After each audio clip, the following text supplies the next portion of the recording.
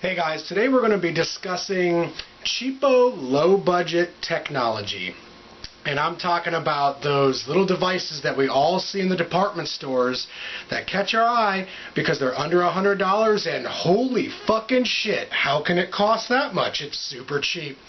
And more specifically today we are going to be talking about the Jazz HD140 Video Recorder HD.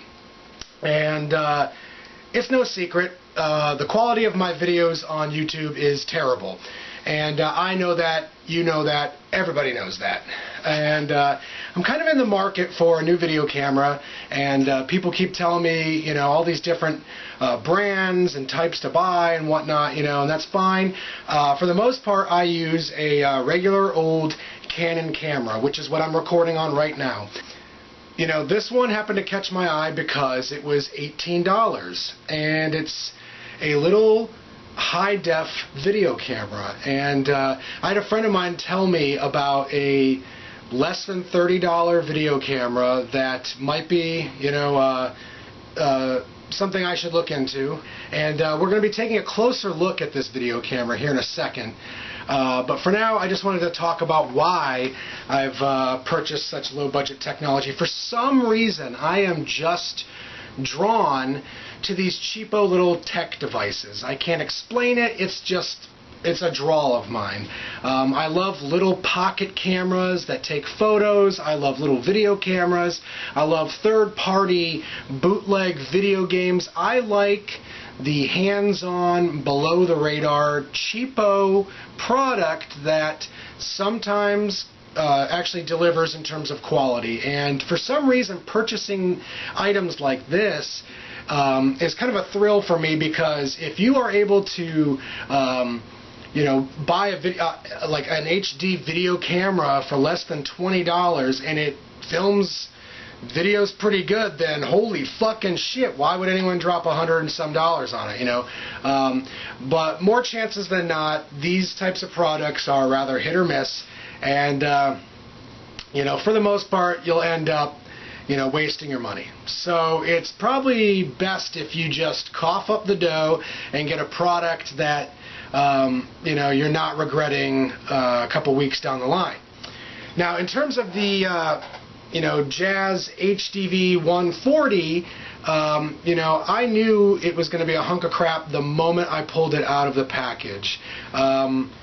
You know, it just feels light and like a toy, like there's not much to it. It runs on 3 AAA batteries, and the overall device just, it feels like it came out of a gumball machine. And for $18, I should have expected that, but, you know, I was kind of hoping that it would be like a hidden little gem, you know, something that can film in high def, but doesn't have all the bells and whistles of a camera that costs $300, $400, hell, even $500.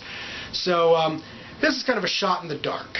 And at $18, I don't feel like I'm put out of too much cash, but I'm still a little resentful. I mean, I kind of hoped that the picture would be good. At any rate, I decided to take that camera with me yesterday, which was election day here in the U.S., and film around me with the camera just to test the quality. So why don't we just cut over to that footage, and you guys can be the judge on the sound quality and the picture quality. Okay, here I am testing the Jazz HDV140, and straight away it's a little awkward. The flip out video screen just doesn't really help you understand you know, structure and alignment. It's a little blurry, kind of hazy. The screen is apparently smaller than what the high def image will come out looking like, and that's what I'm filming in right now, the supposed HD. And from what I read online, apparently a lot of light is needed just to make the picture tolerable. so this is the best I could do first thing in the morning. I thought I'd film some of the local woods near Fred Fuller Park. And the backdrop today is Election Day, so there you have it.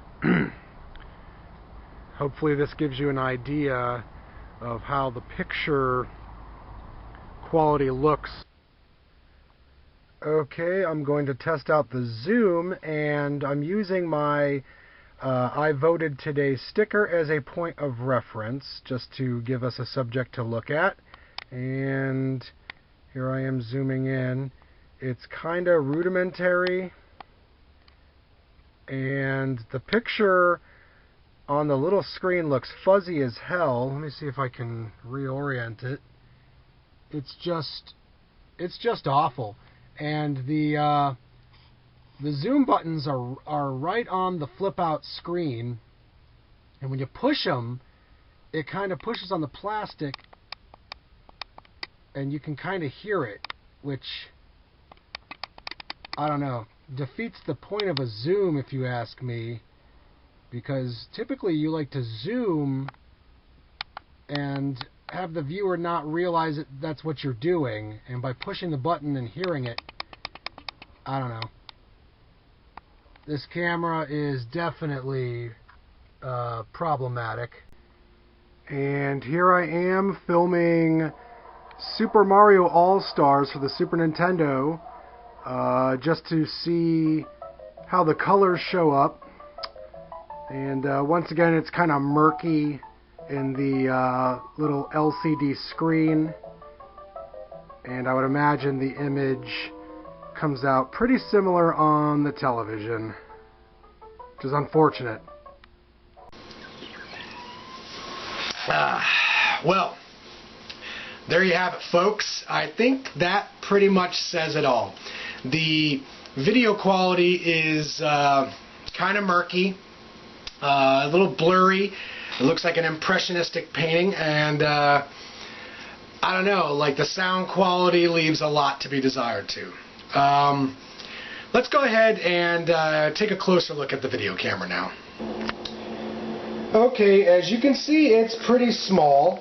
The actual front lens portion of it is kind of crappy. It just looks like a gumball machine toy. And we're going to go ahead and flip open the little LCD screen here. Pardon me, I only have 2 sets of hands. And on the inside of it, you can see that it's pretty simplistic. Strangely enough, the zoom feature is attached to the LCD window here to the left.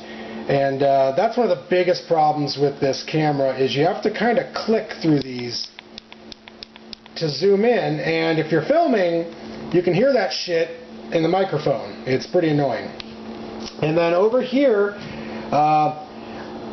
we've got the mode button, we've got the direction pad, and then we've got the power key. At the top of the camera here is the record button, and then over here to the right of it is where you put your fingers, and right here is how you slip open the device. And it does take 3 AAA batteries. So let's go ahead and cue this on here, and I'm going to push the power button. It's got a little intro. Okay, so it cues up, it says jazz, and then there's your viewfinder window. Okay, so just looking through it, you can see that there's just not much to work with here.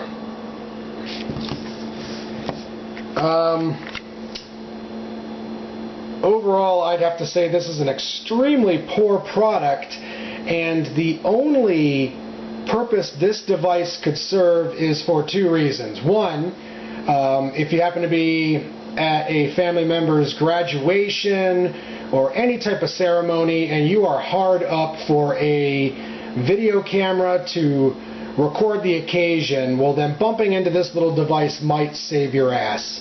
It doesn't come with an SD card when you purchase it, which is kind of lame. I mean, I know it's only $18, but they couldn't shell out some low-budget SD card to help you out with it. Yeah, it's kind of wank. And then you have to buy the batteries too. So, okay, you're coughing up about 18. SD cards cost anywhere from $10 to $15, depending on the megabytes. And you got to buy some batteries. And if you want the camera to last any length of time, then you're going to want to buy the lithium or the advanced AAA batteries, and those can cost about $10 too. So in the end, you've coughed up about $40 for this camera, and that's still pretty cheap considering it's a video camera. So if that's your purpose, I could see how this could be useful. The other thing that this camera could be used for is giving it to a small child.